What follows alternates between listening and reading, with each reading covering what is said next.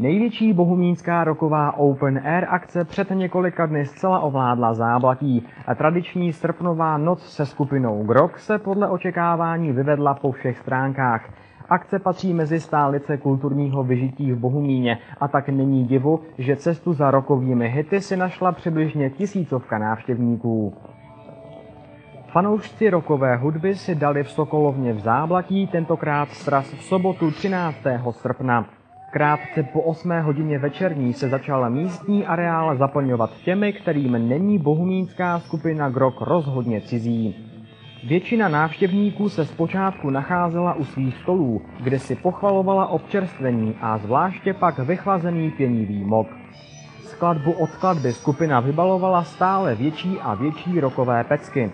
Stoly tak posléze osiřily a pod pódiem bylo tudíž velmi živo. Návštěvníci si srpnovou noc, jak se patří, užili a spolu s nimi také členové skupiny Grog. Vzhledem k tomu, že se v loni tradiční srpnovka kvůli špatnému počasí nekonala, se kapela vrhla do koncertování s plným rockovým elánem. Co se týče počasí, tak snad to vyšlo, no a Dalibor přijel z Anglie, kde momentálně působí pracovně, takže na zkoušení nebylo moc času, všechno jsme zvládli, aparatura hraje, nejlepší, co jsme kdy měli, zase jsme přikoupili nějaké kousky, takže je úplně v pohodě.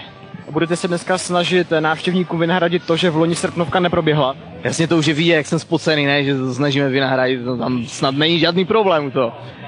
Jaké jsou novinky ve skupině Grog? No pořád, už asi tak 2 roky, necelé, se připravuje deska. Bez slečny Lucie, která je někde za oceánem v LA a snaží se tam taky vydělat nějaké peníze.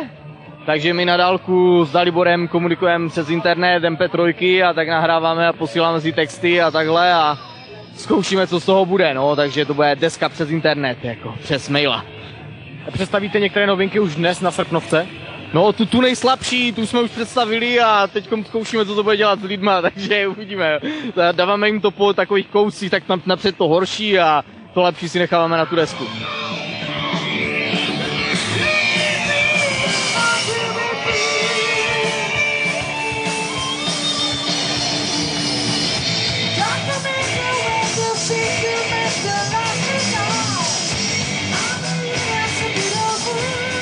A můžu ještě něco, maličko? Já bych chtěl poprosit, jestli by se mohli pak zabrat pana zvukaře, jo? On pořád nadává, že se zabírají jenom ti muzikanti a pořád jenom ti na tom podiu, tak jestli by šlo i tam toho pana zvukaře, ať taky se dostane do televize, jo? Díky a zdravím všechny fanoušky Grogu, mějte se, ahoj.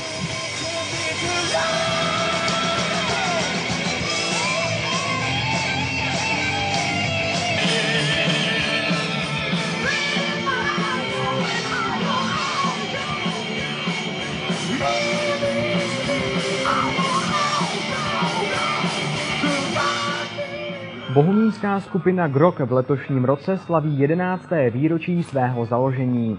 V Záblatí se rocková formace představila v téměř kompletním složení. O zpěv se postaral Dalibor Panter Halamíček. Kytary a zároveň zpěv zněly v podání Romana Polačka a Martina Sitka. Za bicími usedl Roman Malvin Horníček a u basové kytary stál Bohdan Adamčík. Chyběla pouze zmiňovaná Lucie Roubíčková. Grog letos v rámci srpnové noci zahrál na 6 desítek svých i převzatých skladeb. Není proto divu, že hudba vládla Záblatí až do pozdních nočních hodin. Nejen návštěvníkům srpnové noci, ale zároveň všem fanouškům skupina Grog prostřednictvím svého člena Bohdana Adamčíka vzkázala. Co byste vzkázali svým fanouškům skupiny Grog? No, že i když jsme pořád plešatější a tlustší a přibývá nám dětí, tak to nechcem nechat a doufám, že se budeme potkávat na takových akcích, jako je dnešní srpnová noc.